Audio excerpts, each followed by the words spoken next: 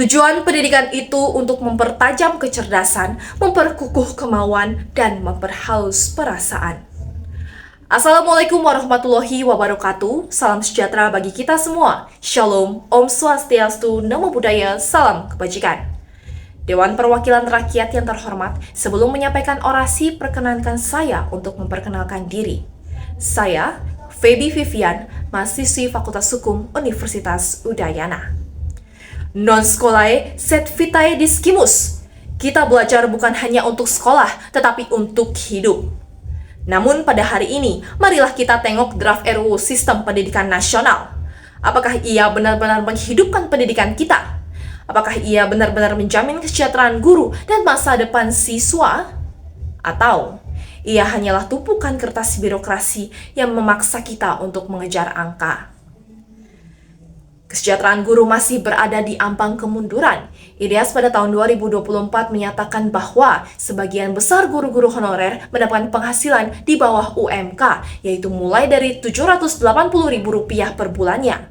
Bahkan, dalam beberapa kasus masih ada guru yang mendapatkan penghasilan di bawah Rp500.000 untuk beberapa bulan.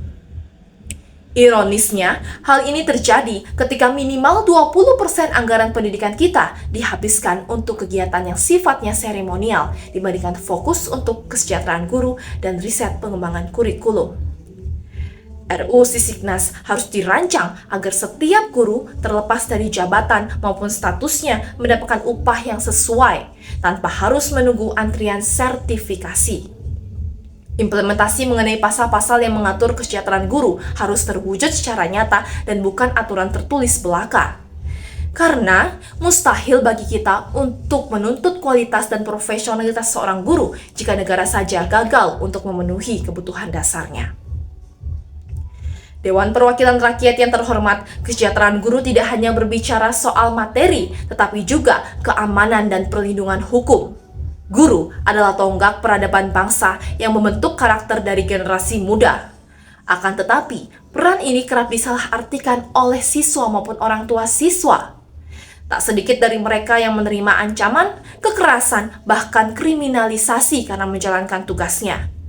Tri Wulansari, seorang guru honorer, dipidana karena menegur siswa yang melanggar aturan sekolah. Eko Prayitno, guru SMP di Trenggalek, dianiaya karena menahan HP siswa yang lagi-lagi melanggar aturan sekolah. Nama-nama ini harusnya menjadi tamparan keras bagi pemerintah karena mereka lagi-lagi gagal untuk menjamin perlindungan hukum bagi seorang guru.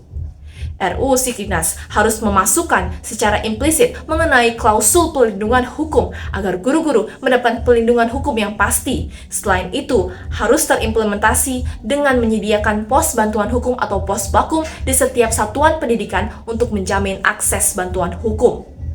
Ini adalah mandat konstitusional. Jangan biarkan guru-guru kita mengajar dalam keadaan takut untuk menegur, takut untuk mendidik, dan takut akan jeruji besi karena menjalankan tugas profesi.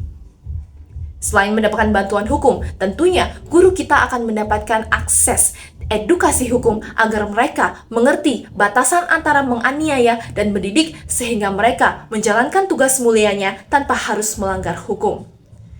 Dewan Perwakilan Rakyat yang terhormat, sebelum mengakhiri orasi, perkenankan saya untuk menyampaikan 3 tuntutan nyata. Yang pertama, mengenai kepastian upah dengan menghapus sekat birokrasi dan sertifikasi. Kita pastikan setiap guru mendapatkan upah layaknya seorang manusia, bukan sisa anggaran seremonial. Dan yang kedua, mengenai imunitas profesi dengan memasukkan klausul perlindungan hukum dalam RUU Sisiknas. Guru tidak dapat dipidanakan karena mereka mendisiplinkan siswa secara terukur dan edukatif. Dan yang terakhir, mengenai akses bantuan hukum dengan menyediakan pos bantuan hukum atau pos bakum di setiap satuan pendidikan. Jangan biarkan guru kita berperang di meja hijau seorang diri. Akhir kata, RUU Sisiknas adalah janji bagi masa depan bangsa. Akan tetapi, jangan biarkan janji ini tertulis di atas air mata guru-guru kita. Jangan hanya menuntut siswa berkualitas dan berkarakter jika kita sendiri tidak memiliki karakter untuk mensejahterakan pendidiknya. Pendidikan adalah tentang memanusiakan manusia. Maka dari itu, marilah kita mulai dengan memanusiakan guru-guru di Indonesia. Saya, Feby Vivian, Salam pendidikan.